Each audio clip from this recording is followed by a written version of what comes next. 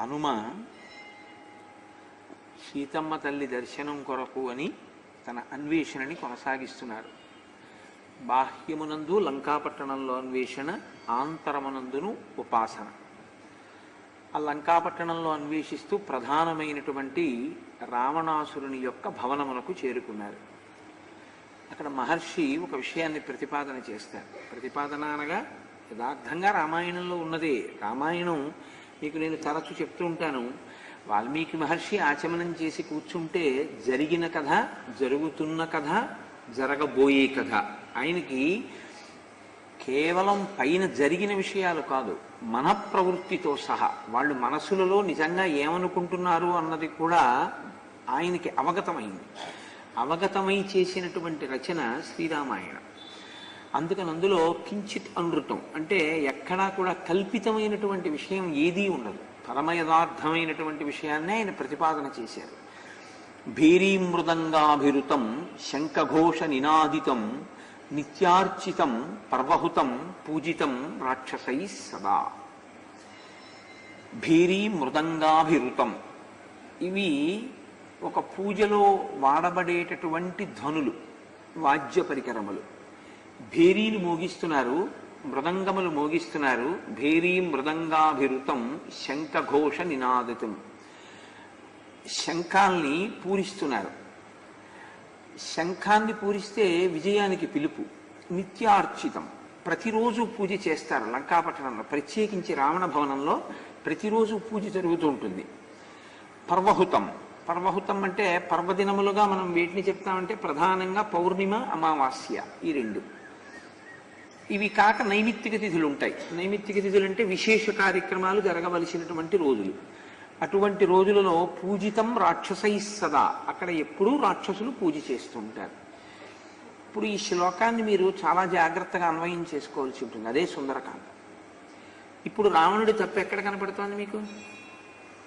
ఆయన నిత్య పూజ చేస్తాడు, ఆయన నైమిత్తిక పూజ చేస్తాడు.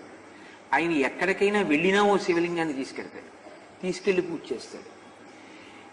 ఇది వాల్మీకి రామాయణం మీరు చాలా జాగ్రత్తగా గమనించవలసి ఉంటుంది. మహర్షి ఇది చెడు అనరు, ఇది మంచి అనరు.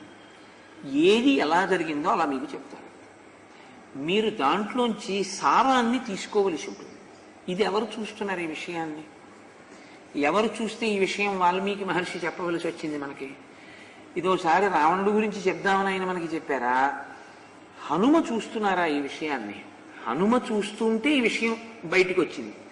ఇప్పుడు ఇది హనుమ కన్నుల ద్వారా మనకు వస్తోంది ఈ శ్లోకం. ఆయన చూశారు. ఏం చూశారు? భేరీ మృదంగాభిరుతం, భేరీ మృదంగాది ధ్వనులు వినపడుతున్నాయి. శంఖఘోష నినాదితం, శంఖముల యొక్క ఘోష వినపడుతోంది. నిత్యార్చితం, ప్రతిరోజు పూజ చేస్తారు అనడానికి సాక్ష్యాలు ఉన్నాయి. ప్రతిరోజు పూజ చేస్తాడు రావణుడు. నిత్యార్చన యందు వైకలభ్యం ఉండదు. ప్రతిరోజు చెయ్యవలసింది చేస్తాడు. ప్రతిరోజు చెయ్యవలసింది అంటే సంధ్యావందనం ప్రధానం. సంధ్యావందనం చేస్తాడు, అర్చన కూడా చేస్తాడు. పర్వహుతం, పర్వదినములలో ఏవి చెయ్యాలో ఆ విశేషార్చనలు చేస్తాడు. పూజితం, పూజిస్తారు. రాక్షసై, రాక్షసులు, రావణాంతఃపురమునందుండేటటువంటి రాక్షసులు. సదా, ఎప్పుడు. ఇప్పుడు హనుమ వెళ్ళారని కాదు, ఎప్పుడూ చేస్తారు. ఇప్పుడు మీరు ఈ శ్లోకాన్ని కొంచెం జాగ్రత్తగా గమనించండి. రావణాసురుడు చెడ్డవాడు అనడానికి ఈ శ్లోకంలో ఏమైనా ఆధారం ఉందా? మరి ఈశ్వరుడి అనుగ్రహం రావణుడికి ఉండద్దా? ఈ శ్లోకాన్ని బట్టి ఈశ్వరానుగ్రహం కలగాలిగా. ఎందుకని అంటే సదా, ఎల్లప్పుడూ నిత్య నైమిత్తిక కార్యక్రమములను నిర్వహించడంలో ఆయన ఏ విధమైనటువంటి అశ్రద్ధ లేనివాడు. ఎంత శ్రద్ధగా చేస్తాడు అనడానికి ఉదాహరణ ఏమిటంటే, రాజోపచారాలను ఉంటాయి. ఇవి నోటితో చెప్తామంతే. సాధారణంగా రాజోపచారం చెయ్యమని వదిలిపెట్టాం. ఓ పువ్వు ఒకటి తీసుకుని అక్షతో వేస్తూ రాజోపచారాలన్నీ చెప్పేస్తాం. ఏదో అశ్వాన్నారోహయామి, ఓ అక్షత అంటే ఆ స్వామి ఏనుగెక్కి తిరిగాడు కాసేపు అక్కడ. గజాన్నారోహయామి, ఏనుగెక్కాడు, గుర్రం ఎక్కాడు. అలాగే నృత్యం దర్శయామి అంటే నిజంగా ఓ నృత్యం చేసి చూపించాలి ఈశ్వరుడికి. అయిపోయింది, చేసేసినట్టే. ఓ అక్షత. గీతం శ్రావయామి, ఓ అక్షత, అయిపోయింది అక్కడికి. గీతం శ్రావయామి అంటే మీరు ఒకటి గుర్తుపెట్టుకోండి, ఎవరు పడితే వాళ్ళు పాడకూడదు. మీ ఇంట్లో ఏమో, మీ ఇంట్లో మీరు పాడుకుంటే అభ్యంతరం లేదేమో, కానీ ఈశ్వరుడికి గీతం శ్రావయామి అన్నప్పుడు మాత్రం ఓ మంగళహారతి పాడితే తప్పులేదు. కానీ గీతం శ్రావయామి అని రాజోపచారం చెప్పినప్పుడు మాత్రం గురుముఖత సంగీతం నేర్చుకుని రాగతాళ పరిజ్ఞానం ఉంటే తప్ప ఆ పాటను ఈశ్వరుడి దగ్గర పాడించకూడదు. నాకు పాట వచ్చండి అంటే పాడించకూడదు. రాగతాళముల యొక్క పరిజ్ఞానము కలిగి ఉండాలి. కలిగి ఉంటే మీరు అందులో పాడించవచ్చు. కాబట్టి ఇప్పుడు పూజితం, పూజిస్తూ ఉంటాడు అంటే మామూలుగా కాదు, చాలా అక్కడ వాడవలసినటువంటి గొప్ప గొప్ప పరికరములన్నిటినీ వాడుతూ ఉంటాడు. మరి ఇన్ని చేసేటటువంటి వాడికి ఈశ్వర కృప ఎందుకు కలగలేదు? ఎందుకు 10 తలకాయలు పడిపోయాయి? దీన్ని మీరు జాగ్రత్తగా విచారణ చెయ్యగలగడం సుందరకాండ. అలా మీరు విచారణ చెయ్యగలిగిన నాడు మీకు అందులోంచి ఒక అమూల్యమైనటువంటి సారం ఒకటి మీకు అందుతుంది. అది అందితే జీవితానికి ప్రయోజనం కలుగుతుంది. అది మీరు అందుకోలేకపోయారనుకోండి, సుందరకాండ చదవడం తప్ప అంటే నేను అలా అని అనను. అది ఒకనాటికి అవకాశాన్ని ఇస్తుంది, అర్థం చేసుకునే అవకాశాన్ని. కాబట్టి రావణుడికి ఈశ్వరానుగ్రహం పరిపుష్టమై ఉంది కాబట్టే మీరు నిన్నను విన్నటువంటి ఐశ్వర్యాన్నంతటినీ ఆయన అనుభవిస్తున్నాడు. అంత ఐశ్వర్యం ఉంది, కాంచనలంకాధిపత్యం ఉంది. ఆయన అనుభవించినటువంటి భోగం అన్నది లేదు, అన్ని భోగాలు అనుభవిస్తున్నాడు. ఇప్పుడు ఇది చూస్తున్నాయని ఒక ఆయన ఉన్నాడు. ఆయన ఎవరు? హనుమ. ఆయన ఏది కోరి ఇక్కడికి వచ్చారు? ఆయన కోరుకున్నది ఏమీ లేదు. తనకి ఆయన కోరుకున్నది ఏముంది? ఏమీ లేదు. విద్యాధరులు చెప్పారు, రామార్థం వానరార్థంచ చికీర్షం కర్మ దుష్కరం సముద్రస్య పరంపారం దుష్ప్రాపం ప్రాప్తుమిచ్చసి. రాముని కొరకు వానరుల కొరకు తప్ప ఆయన కొరకు ఏమీ లేదు. తన కొరకు అని తాను చేసుకోనివాడు, తన కొరకు అని పూజ చెయ్యనివాడు, తన కొరకు అని కోరిక లేనివాడు ఒకడు. పొందిన ఈశ్వరానుగ్రహాన్నంతటినీ తన కొరకు అని చూసుకుంటున్నవాడు ఒకడు. ఇప్పుడు ఈ రెండు విభేదించినంత కాలం ఇబ్బంది ఏమి ఉండదు. ఈ రెండు విభేదించాయనుకోండి అంటే నిస్వార్థంగా ఏ కోరిక లేకుండా ఆయన ఒక సంకల్పం చేస్తే ఆయన సంకల్పానికి వ్యతిరేకంగా ఈయనున్నాడు అనుకోండి. ఎవరు? ఈశ్వరానుగ్రహాన్ని పొంది దాన్ని స్వార్థానికి వాడుకుంటున్నవాడు. కేవలం స్వార్థానికి, అది ధర్మ వ్యతిరిక్తమైనా సరే, తాను చేసినటువంటి తపస్సు చేత తాను భోగం అనుభవించడం అన్నదానికి కట్టుబడిపోయిన వాడికి. వీళ్ళిద్దరూ ఎదురుగుండా వస్తే ఎవరి శక్తి ఎవరి శక్తిని పడగొట్టగలదు, ఎంతమంది వెనక ఉన్నారు అన్నది మీకు అనవసరం. పైకి చూడడానికి చాలా మంది రావణుడి వెనక ఉన్నట్టుంటారు, హనుమ వెనక ఎవరూ లేనట్టుంటారు. కానీ నిష్కామంగా ఉపాసన చేసేటటువంటి వ్యక్తి యొక్క వైభవం ముందు కామంతో అంటే కామ్యోపాసనయ్యి ఈశ్వరుడి వలన పొందినటువంటి అనుగ్రహాన్ని తన స్వార్థము కొరకు ఇంద్రియ భోగము కొరకు అనుభవిద్దామనేటటువంటి ప్రయత్నం చేసేటటువంటి వ్యక్తి నిలబడలేడు. ఉపాసన క్రమంలో ఎవరి ఉపాసన ముందు ఎవరి ఉపాసన నిలబడదు. బాహ్యంలో బలపరాక్రమములు చంపడం కాదు రావణుణ్ణి ఎవరు చంపేయడం మొదలు పెట్టారంటే ఇప్పుడు సుందరకాండలో హనుమ చంపేయడం ప్రారంభం చేసేశారు అని గుర్తు. దీనికి ఎక్కడ పడింది బీజం? ఆయన నందీశ్వరుడుగా నించున్నారు అని చెప్పారు మహర్షి. దుష్కరం నిష్ప్రతిద్వంద్వం చికీర్షం కర్మబానర సముద్ర శిరోగ్రీవో గవాంపతి రివామభౌ. ఆ శివుడికే ఘోర రూపం ఉంది, ఆ శివుడికే మంగళ రూపం ఉంది. ఆ శివుడు ఆగ్రహిస్తే ఘోర రూపం, కళ్ళమ్మ నీళ్లు తెప్పిస్తాడు, రుద్రుడవుతాడు. ఆ శివుడు అనుగ్రహిస్తే మంగళప్రదుడవుతాడు. ఆ శివుడు శివుడిగా ఉన్నాడు, రావణుడి పట్ల అనుగ్రహించాడు, ఒక ఖడ్గాన్ని ఇచ్చాడు, ఐశ్వర్యాన్ని ఇచ్చాడు, వరాలిచ్చాడు, 10 తలకాయలు ఇచ్చాడు. అవసరమైనప్పుడు 10 తలకాయలు లేకుండా ఒక తలకాయతో ఉండగలిగినటువంటి శక్తినిచ్చాడు. వాటిని దుర్వినియోగం చేసినప్పుడు ఆయనే రుద్రుడవుతాడు. ఆయనే రుద్రుడైతే ఇవేవీ నిలబడవు. ఆయనే రుద్రుడైనప్పుడు దాన్ని పడగొట్టడానికి నిస్వార్థమైనటువంటి వ్యక్తి, అటువంటి నిష్కామంగా ఉపాసన చేసేటటువంటి త్యాగి అయినటువంటి వాడెవరుంటాడో, మహాత్యాగి అంటే ఆయన తమ కొరకోని కోరుకునేది ఏది ఉండదు. ఆయన కోరుకునేది ఏమిటంటే కేవలము ఈశ్వర భక్తి. ఎంత ఎదగనివ్వండి ఎప్పుడూ ఒకటే మాట చెప్తాడు, ఈశ్వరానుగ్రహం అని అంటాడు. తప్పించి నేను సాధించాను అని ఆయన ఏమీ అనడు. కానీ బాహ్యంలో ఎలా ఉంటుందో తెలుసా అండి, ఆయన చాలా కష్టపడుతున్నాడని ఉంటుంది. నిజం కూడా అంతే, యథార్థం కూడా అంతే. లోకంలో నిష్కామమైనటువంటి ఉపాసన చేసేటటువంటి వాడు ముందు నిలబడి విన్నవాడు వెనక్కెళ్ళి దెప్పేవాళ్ళు చాలా మంది ఉంటారు. కానీ ఆ పాపం కట్టి కుడిపేస్తుంది. చాలా మీరు ఇది గుర్తుపెట్టుకోవాల్సిన విషయం. నిష్కామోపాసకుల జోలికి వెళ్ళకూడదు. ఏ కోరిక లేకుండా ఈశ్వరుణ్ణి ఉపాసన చేసేటటువంటి వాడి ముందు కామంతో ఉపాసన చేసి పుణ్యలబ్ధి పొందినటువంటి వాడు ఎంత హిమవత్ పర్వతవంతమైన వాడైనా సరే నిలబడలేడు. ఆయన శక్తియే ఎక్కువ. ఎందుకంటే నిష్కామోపాసన, తన ఉపాసన మళ్ళీ భగవత్పరంగా 10 మంది ప్రయోజనం కోసం ఉపయోగించడమే తప్ప తన కొరకోని వాడుకుందామన్న ఆలోచన కూడా లేనివాడెవడో వాడి పట్ల మీరు మర్యాదతో ప్రవర్తిస్తే మీకు పరిపూర్ణమైనటువంటి రామానుగ్రహం. ఇది మీరు పొందలేకపోతే మీకు అటువంటి వాడి యొక్క మాట ఏది ఉందో, అటువంటి వాడి కోపం ఏది ఉందో అదే పడగొట్టేస్తుంది. అదే హనుమ యొక్క స్వరూపం. అత్యద్భుతమైనటువంటి స్వరూపంతో ప్రకాశిస్తున్నారు స్వామి హనుమ ఇప్పుడు సుందరకాండలో. ఇప్పుడు ఆయన దర్శనం, మీరు ఆయన అలా చూడడం, ఆ కోణంలో మీకు ఆయన కనపడడం మీకు పరమ మంగళప్రదమైనటువంటి దర్శనం సుందరకాండలో. అంటే అది ఏమి చెప్తోంది అంటే మీ జీవితాన్ని మార్చుకోవలసిన సందర్భాన్ని చెప్తోంది. ఎటువంటి ఉపాసన చెయ్యవలసి ఉంటుంది, ఎటువంటి ఉపాసన వలన మీరు అభ్యున్నతిని పొందుతారు. శాశ్వతమైన అభ్యున్నతి ఏమిటో తెలుసా అండి? ఈశ్వరానుగ్రహాన్ని నిలబెట్టుకోవడమే.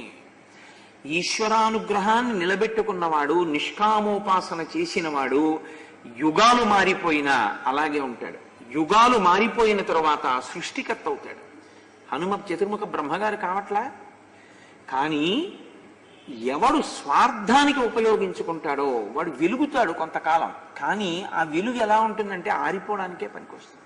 అది క్రమక్రమంగా ఆ భోగం ఇటువైపుకి వెళ్ళిపోతుందంటే అధర్మం వైపుకి వెళ్ళిపోతుంది.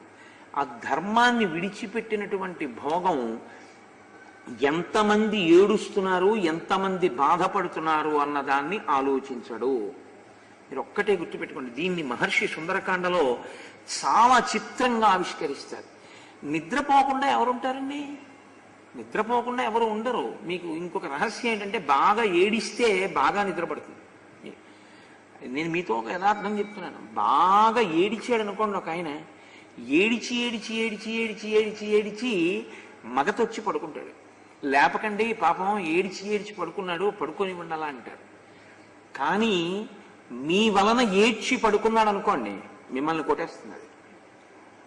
ఎందుకో తెలుసా? మీ వలన ఏడవకూడదు. మీ వలన ఏడ్చి పడుకుంటే అదే ప్రమాదం. మీ వలన ఎవ్వడూ ఏడవకూడదు. అందుకే సనాతన ధర్మం అంతా ఒక్కటే మాట చెప్తుంది, ఓం శాంతి శాంతి శాంతి. పడుకున్నప్పుడు కూడా ఆయన్ని చూసి ఆ పడుకున్న రీతికి ఏడుస్తుంది భార్య. ఇది ఎక్కడ మహర్షి ఏమి అనరు. అలా ఏమైనా ఇది తప్పనరు, ఇది ఒప్పనరు. మీకు నేను ముందే ఒక ఉదాహరణ చెప్పాలి అంటే అప్పుడు ఆ ఘట్టంలో మీరు బాగా పట్టుకుంటారు. పట్టమహిషి పక్కనే ఓ పట్టెమంచం మీద పడుకుంది, హంసతూలికా తల్పం మీద. ఈయన కొన్ని 100 మంది కాంతలతో భోగించి అలిసిపోయి ఈయన పడుకున్నాడు. ఇప్పుడు ఆ పడుకున్న పట్టమహిషి ప్రశాంతంగా పడుకుంటుందా? ఎంత బాధపడి నిద్రపోయి ఉంటుంది. నిద్రపోతున్నాడు, ఆవిడ నిద్రపోతోంది. కానీ వీడిది భోగం అనుభవించిన నిద్ర. వీడి యొక్క అధర్మంతో కూడిన భోగానికి ఏడ్చి పడుకుంది పట్టమహిషి. ఇంటి ఇల్లాలి యొక్క బాధ పడగొట్టక ఏం చేస్తుందండి? మీకు నేను సుందరకాండలో ఇంకొక పెద్ద రహస్యం చెప్తున్నా. యజమానిని నశింపచేసేదేదో తెలుసా? యజమానురాలి కన్నీరే. ఇంకా ఏమీ ఉండదు మీకు. నేను యథార్థం చెప్తున్నా. మీ అభివృద్ధి దేన్ని బట్టి ఉంటుందో తెలుసా? మీ ఆవిడ సంతోషాన్ని బట్టే ఉంటుంది. మీ ఆవిడ సంతోషం దేన్ని బట్టి ఉంటుందో తెలుసా? మీరు ప్రేమగా చూడటం బట్టే ఉంటుంది. నేను మీకు మళ్ళీ మళ్ళీ చెప్తున్నా, ప్రపంచంలో ఏ భార్య కూడా 3 లోకములలో ఉన్న ఐశ్వర్యాన్ని కోరదు. నేను నిజం చెప్తున్నాను. 3 లోకాల్లో ఉన్న ఐశ్వర్యం అంతా నా దగ్గరికి తెచ్చిపెట్టు అని ఏ భార్య అయినా అంటే ఆమె నిస్సందేహంగా దుర్మార్గురాలి. ఏ భార్య అయినా. నేను మాట్లాడేటప్పుడు ఒక సత్ప్రవర్తన కలిగిన వ్యక్తి అని. ఏ భార్య అయినా కోరుకునేది ఏంటంటే భర్త ప్రేమని కోరుకుంటుంది. నిరంతరము భర్తతో కలిసి ఉండాలని కోరుకుంటుంది అంతే. దీనికి వైక్లభ్యం వచ్చిందనుకోండి, భార్య కాని బాధపడి కళ్ళంబట నీళ్లు పెట్టిందో మీరు ఏ ప్రయత్నాలు చేయండి మీకు కలిసి రావు. మీరు ఎంత వృద్ధిలోకి వెళ్ళారో అంత జారిపోతారు. కారణం ఏంటో తెలుసా? భార్య కన్నీరే. ఒక్కటే కారణం. వేదం ఎప్పుడు చెప్పినా ఒక్కటే చెప్తోంది, నీ ఇంట్లో ఉన్న ఇల్లాలు లక్ష్మీ స్వరూప. ఆవిడ సంతోషంగా ఉండాలి. ఆవిడ సంతోషంగా ఉండడానికి ఒక్కటే కారణం. ఏ కారణానికి సంతోషిస్తుందో తెలుసా అండి? ఆయన మనసంతా నేనే. ఆ స్థానం ఇంకొకరు పొందకూడదు. ఆయన మనసంతా నేనే. ఆయనకి నేనంటే అంత ప్రేమ. దీనికి ఇద్దరూ పక్క పక్కన ఉన్నారా లేదా కూడా అనవసరం. పక్క పక్కన లేనప్పుడు తన భర్త యందు కొన్ని వేల మంది కాంతలు అనురక్తలై ఉండగా నా భార్య తప్ప ఆ స్థానంలో ఇంకోరు ఉండడానికి వీల్లేదని అటువంటి చూపు చూడని భర్త దొరికితే దానికి భార్య పొంగిపోతుంది. ఆ పొంగు పురుషుణ్ణి ఎంత వృద్ధిలోకి తీసుకెడుతుందంటే అంత వృద్ధిలోకి తీసుకెడుతుంది. సీతమ్మ తల్లిని తీసుకెళ్లి రావణాసురుడి యొక్క అశోకవనంలో పెడితే ఆ తల్లి నిరంతరం రామధ్యానమే చేసింది తప్ప ఒక్కనాడు, అదే సుందరకాండలో హనుమ అంటారు, ఇంతమంది ఇన్ని అనుభవిస్తున్నారు, నా తల్లి సీతమ్మ కూడా రాముడి పక్కన ఇలా ఉండి ఉంటే, లేదా ఆ శ్లోకాన్ని చెప్పడం కూడా నాకు ఎక్కువ ఇష్టం ఉండదు. సీతమ్మ తల్లి వీళ్ళల్లా ఇంకోలా బుద్ధి కలిగి ఉన్న రాముడు అలా ఉన్నాడు. కాబట్టి భార్య అనేటటువంటిది మీ సంపదకి కారణమై ఉంటుందని మీరు ఎప్పుడూ గుర్తుపెట్టుకోవాలి. మీ అభ్యున్నతంతా ఎవరి మీద ఆధారపడుతుందో తెలుసా అండి? ఆవిడ మీదే. ఆవిడ నవ్వుతూ ఉండేటట్టుగా మీరు చూసుకోవలసి ఉంటుంది. అందుకే పెద్దవాడికి ఇచ్చి పెళ్లి చేస్తారు. అయితే ఏం చిన్నవాడికి ఇచ్చి ఎందుకు చేయకూడదు? ఖచ్చితంగా భార్య యందు లోపమే ఉంటుంది అంది శాస్త్రం. ఆమె యందు అపరిపక్వతే ఉంటుంది. పరిపక్వత ఉంటుందని నువ్వు అనకూడదు. భర్త కన్నా ఎప్పుడూ పరిపక్వత భార్యది తక్కువే. తక్కువ ఎందుకు అంటే అందుకే చిన్నపిల్లనిచ్చి చేస్తారు. ఇప్పుడు నువ్వేం చేయాలి? నువ్వు నీ కడుపులో పెట్టుకుని దిద్దుకోవాలి తప్ప, నేను మళ్ళీ మళ్ళీ చెప్తున్నాను, మీరు ఏ పురుషుణ్ణి నమ్మకూడదంటే లోకంలో తన భార్య మీద నేరాన్ని కానీ చెప్పాడో ఇంకో వ్యక్తితోటి వాణ్ణి మీరు ఎప్పుడు విశ్వసించకూడదు. మా ఆవిడండి ఇలా ఉంటుంది అన్నాడు అనుకోండి, వాడంత అధమాధముడైన పురుషుడు లోకంలో ఇంకోటి లేడు. తన భార్య గురించి తానే దిద్దుకోవాలంతే. అసలు తన భార్యని దిద్దుకోవడం విషయంలో ఇంకొక పురుషుడి జోక్యం కాని ఇంకొకరి జోక్యాన్ని కాని పురుషుడు అపేక్షించకూడదు. అలా అపేక్షిస్తే వాడే అధమాధముడు. కన్న తల్లి అయినా అంతే. కన్న తల్లి విషయంలో కూడా కన్న తల్లిని నువ్వు గౌరవించడం, కన్న తల్లితో ఏదైనా దిద్దుబాటు చేసుకోవలసిన వ్యవహారం వస్తే మూడో మనిషి జోక్యం ఉండకూడదు. రాణా ప్రతాప్ సింగ్ గొప్పతనం అంతా అదే కదండి. మహానుభావుడు తల్లితో విభేదిస్తే మేనమామ గారు నచ్చ చెప్పడానికి వస్తే ఆయన మాట్లాడడానికి అవకాశం ఇలా తల్లికి నమస్కారం చేసి తీసుకొచ్చాడంతే. రాస వ్యవహారంలో జోక్యం చేసుకుందని అంతఃపురానికి వెళ్ళి నమస్కారం చేయడం మానేశాడు. ఎప్పుడు వచ్చి నమస్కారం చేసే రాణా ప్రతాప్ ఎందుకు రావట్లేదని ఆవిడ అన్నదమ్ముడు కబురు చేసింది. మేనమామ వస్తున్నాడని తెలిసింది. మేనమామ వస్తున్నాడు అంటే నువ్వు ఎందుకు వెళ్ళటం లేదు ఈ మధ్య అమ్మ దగ్గరికి, అమ్మకి ఎందుకు నమస్కారం చేయలేదని మేనమామ అడుగుతాడని, మేనమామ అడిగాక అమ్మకి తనకి రాజీ ఉండకూడదు. అమ్మకి తనకి రాజీ చెయ్యవలసిన అవసరం ఇంకోటికి ఉండకూడదు లోకంలో. అమ్మని తాను పూజిస్తాడు, అమ్మతో ఏమైనా ఉంటే తను దిద్దుకుంటాడు. అమ్మ అంత పూజనీయురాలు లోకంలో. కాబట్టి అటువంటి అమ్మకి నమస్కారం చెయ్యి అని మళ్ళీ మేనమామ చెప్పడం ఏంటి? తనే వెళ్ళిపోయాడు అంతే. వెళ్ళిపోయి అమ్మకి నమస్కారం చేసి, అమ్మా నీతో నాకు ఈ విషయంలో ఖేదం కలిగింది, రాలేదు, కాబట్టి నువ్వు ఇంకెప్పుడు ఇటువంటి తప్పు చేయకు, నా జీవితాంతం నీకు నమస్కరిస్తానని చెప్పుకున్నాడు. ఇది మీకు శ్రీరామాయణంలో సుందరకాండం నుంచి మీరు ఏరుకోవలసినటువంటి అద్భుతమైనటువంటి సత్యాలు ఇవి. ప్రతి ఘట్టంలోనూ ప్రతి చోట ప్రతి విషయాన్ని నేను వివరణ చేస్తూ వెళ్ళడం సాధ్యం అయ్యేటటువంటి విషయం కాదు. కాబట్టి నేను ఆ బాహ్య వైభవాన్ని సౌందర్యంగా చెప్పేటప్పుడు లోపల ఉండేటటువంటి వైభవాన్ని మీరు స్వీకరించవలసి ఉంటుంది. అందుకే సుందరకాండ పారాయణ కాండ అంటారు. సుందరకాండని పారాయణ చేయండి అంటారు. బాలకాండ పారాయణ చేయమని చెప్పరు, లేకపోతే ఇంకో కాండని పారాయణ చేయమంటారు. సుందరకాండ పారాయణ చేయండి అంటారు. ఎందుకంటారో తెలుసా అండి? మీరు ఎంత మిమ్మల్ని మీరు దిద్దుకుంటూ ఉండనివ్వండి, కిలుం పెట్టే ఇత్తడి గిన్నె లాంటిది జీవితం. ఎప్పుడూ మళ్ళీ కిలుం పడుతుంది, మళ్ళీ చింతపండుతో తవ్వుతూ ఉండాలి. మీలోకి ఏ తప్పులు వస్తున్నాయో గమనించి దిద్దుకోవడానికి అవకాశం సుందరకాండ ఇచ్చేస్తుంటుంది. ఎప్పటికప్పుడు తవ్వుతూ ఉంటుంది సుందరకాండ. అందుకే సుందరకాండ పారాయణ కాండ. నాకు తెలిసి కొంతమంది పెద్దల జీవితాల్లో సుందరకాండ అంతర్భాగం. అసలు వాళ్ళు సుందరకాండ చదవకుండా, సుందరకాండ శ్లోకాలు ఒకసారి చదవకుండా వాళ్ళ జీవితంలో ఒక్కరోజు కూడా వెళ్ళదు. ప్రతిరోజు ఒక సర్గో కొన్ని శ్లోకాలు చదువుతూ ఉంటారు. ఎందుకంటే అది అంత మానసిక పరిపుష్టినిస్తుంది, వ్యక్తిని మహోన్నతుణ్ణి చేస్తుంది. మీరు చూడండి, శ్రీరామచంద్రమూర్తి ఆఖరణ అగ్ని పరీక్షకి వెళ్ళమన్నారు సీతమ్మని. మా ఆవిడ నాకు లభించిన తరువాత నేను ఆవిడ శీల పరీక్ష చేయవలసి ఉంటుందని ఆయన ఎప్పుడైనా ఎవరితో అన్నారా? ఎప్పుడు అనలేదు. రాముడి శీలం అని. తనకి తన భార్యకి మధ్యలో ఉన్న వ్యవహారం తనకి తన భార్యకి తెలుసు, అంతే. దానికి మూడో వ్యక్తి కూర్చోవడం ఎలా ఉంటుందో తెలుసా? ఇప్పటికీ మనం సీతమ్మ అగ్ని పరీక్ష గురించి మాట్లాడతాం. మాట్లాడిన వాడిది పొరపాటు. సీతమ్మకి తెలుసు, రాముడికి తెలుసు, వాళ్ళిద్దరూ ఒకరినొకరు ఎందుకు పరీక్ష చేసుకున్నారు. అది దంపతుల మధ్య ఉండవలసినటువంటి గొప్ప అవగాహన. దాని చేత గొప్పవాళ్ళు అవుతారు. ఎంత దగ్గరగా ఉన్నారన్నది కాదు, ఎంత హృదయాలు దగ్గరగా ఉన్నాయన్నది చాలా చాలా ప్రధానం. దానికి కావలసినటువంటి అవగాహన దంపతుల మధ్య ఎంతో అవసరం. అందుకే ఏ తప్పైనా చేయి పర్వాలేదు, కానీ దంపతుల మధ్య కొంచెం దూరం పెరిగేలా మాత్రం ఏ తప్పు చెయ్యవద్దు. దీన్ని శాస్త్రం ఎంత కఠినంగా చెప్పిందంటే అసలు ఇద్దరి మధ్యలోంచి నడవద్దని చెప్పింది. మాట్లాడడం మాట దేవుడేదిగా, ఇద్దరి మధ్యలోంచి నువ్వు నడవద్దండి. వాళ్ళిద్దరి మధ్య నడవడానికి అధికారం లేదు మనకి. ఒకవేళ భార్య ఎటు భర్త ఇటు ఉంటే అయ్యా మీరు ఇటు రెండని మీరు వెళ్ళాలి తప్ప మధ్యలోంచి వెళ్ళడానికి కూడా వెడితే ఏమైందండి? ఇవాళ వెళ్ళావు, రేపు వాళ్ళిద్దరి మధ్యలో నువ్వు ఎందుకు నిలబడవలసి వస్తుందో వాళ్ళిద్దరికి కలవడానికి నువ్వు ఉండడం అడ్డం వచ్చింది. అలా అడ్డం వెళ్ళవద్దు. ఎప్పుడూ కలిసి ఉండడమే చూడంతే తప్ప ఎన్నడూ దాంపత్యం మధ్యలోకి వెళ్ళకూడదు. ఆ తీర్పుని దృష్టిలో పెట్టుకునే సుందరకాండ నడుస్తుంటుంది. చాలా అద్భుతంగా ఉంటుంది.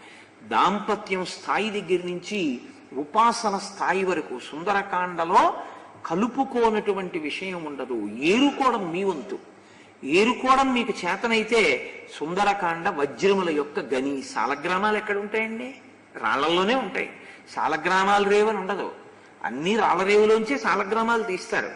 అన్ని రాళ్ళు తీసి ఇది సాలగ్రామం కాదని వదిలేసి సాలగ్రామాన్ని అందులోంచే తెచ్చి పూజ చేస్తారు. సాలగ్రామాలన్నీ రాళ్ల రేవులోనే ఉన్నట్టు మీకు ఏది సాలగ్రామంగా మీ జీవితాన్ని ఉద్ధరించాలో అది ఈ రేవులోనే దొరుకుతుంది. అందుకే సుందరకాండ పారాయణ కాండ. కాబట్టి భేరీ మృదంగాభిరుతం శంఖఘోష నినాదితం నిత్యార్చితం పర్వహుతం పూజితం రాక్షసై సదా.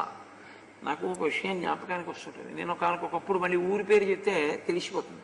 నేను ఒక ఊరు వెళ్ళా ఉపన్యాసం చెప్పడానికి. ఆయన చాలా గొప్ప ఉపాసకుడు. ఆయన కారులో నేను ఒక రోజున ఉపన్యాసానికి వెళ్తుంటే ఆయన నన్ను అడిగారు,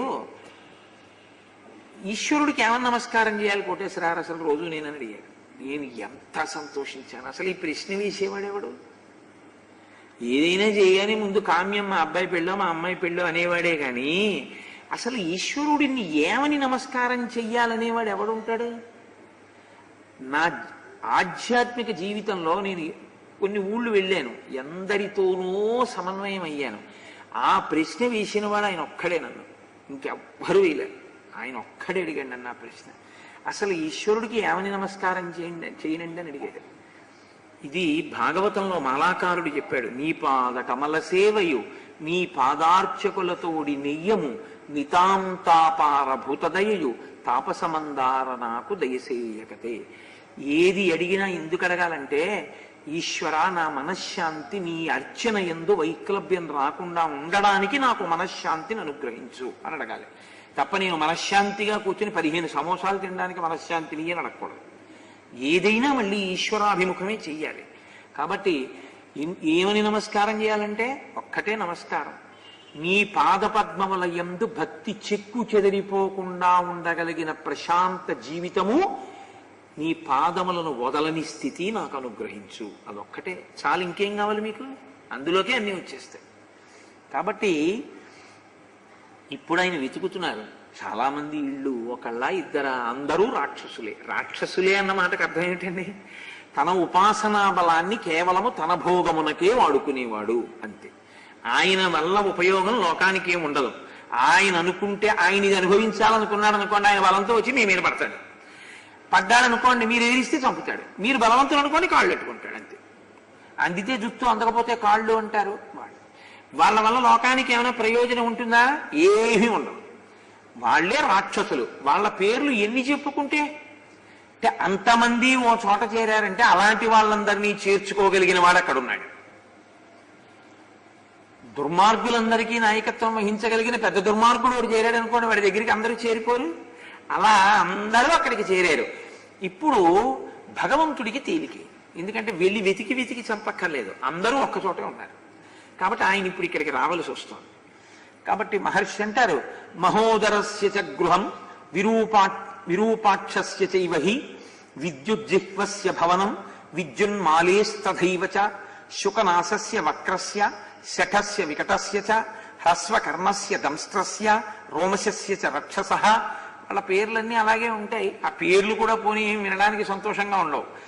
ప్రహస్తుడు, కుంభకర్ణుడు, మహోదరుడు, విరూపాక్షుడు, విద్యుజిహ్వుడు, విద్యున్మాలుడు, వజ్రదంష్ట్రుడు, శుకుడు, సారణుడు, ఇంద్రజిత్తు, జంబుమాలి, సుమాలి, రశ్మికేతువు, సూర్యశత్రువు, వజ్రకాయుడు, ధూమ్రాక్షుడు, సంపాతి, విద్యుద్రూపుడు, భీముడు, ఘనుడు, విఘనుడు, శుకనాసుడు, వక్రుడు, శఠుడు, వికటుడు, హ్రస్వకర్ణుడు, దంస్ట్రుడు, రోమశుడు, యుద్ధోన్మత్తుడు, మత్తుడు, ధ్వజగ్రీవుడు, నాది, విద్యుజిహ్వుడు, ఇంద్రజిహ్వుడు, అస్థిముఖుడు, కరాళుడు, పిశాచుడు, శోణితాక్షుడు.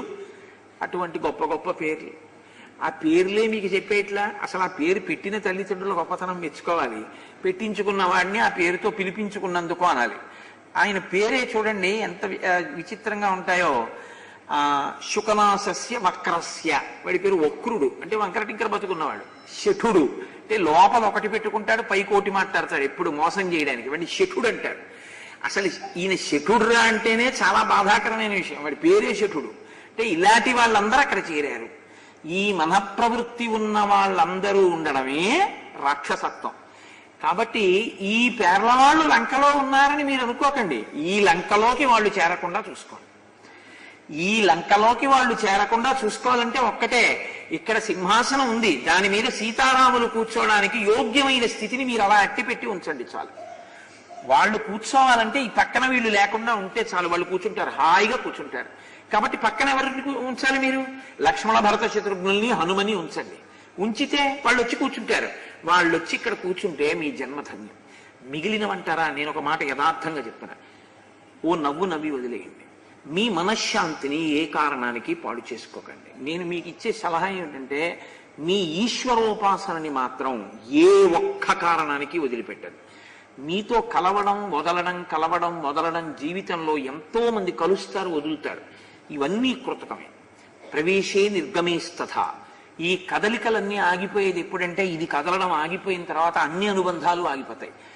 ఆ అనుబంధాల వలన వచ్చేటటువంటి అశాంతి ఈశ్వరోపాసన యందు ప్రతిఫలించకుండా, దానివల్ల మీ ఉపాసన పాడైపోకుండా మీరు రక్షించుకుంటూ ఉండండి ఎప్పుడు. ఎందుకంటే జీవయాత్రలో మనని రక్షించేది ఏదైనా ఉంటే అదొకటే రక్షిస్తుంది. మిగిలిన వాళ్ళందరూ పాడు చేయడానికి పనికొస్తారు, కానీ వాళ్ళెవ్వరూ మీ మనశ్శాంతిని నిలబెట్టడానికి ఉపకరించే వాళ్ళు కారు. అన్ని వేళలా ఎప్పటికి ఏ సమయానికి ఎలా అనుకూలమో అలా ఉంటారు ఎవరైనా అంతే. కాబట్టి దాన్ ఎనీథింగ్ అంటారు చూసారా ఇంగ్లీష్లో, దేనికన్నా అవసరమైతే భార్య కన్నా ఈశ్వరోపాసనే ప్రధానంగా పెట్టుకోండి. ఇది ఉండగా ఈశ్వరోపాసన కన్నా గొప్పది ఇంకొకటి లేదు. నా జన్మకి ప్రయోజనమేమి అదే. ఆ స్థిర చిత్తాన్ని మాత్రం బాగా నిలబెట్టుకునే పూనిక చూసుకుని ఎన్నడూ ఈశ్వరుణ్ణి అదే కోరుకోండి. ఈశ్వర, ఏ కారణం చేత ఇది నశించిపోకూడదు. నేను బేలమనస్కుణ్ణి, కదిలిపోతాను, అందుకని నేను కదిలిపోని రీతిలో నా జీవితం ఉండేటట్టు నన్ను అనుగ్రహించు అని కోరండి. అది మీకు సమస్త శాంత్య ఉపశాంతులను ఆయన అనుగ్రహిస్తాడు.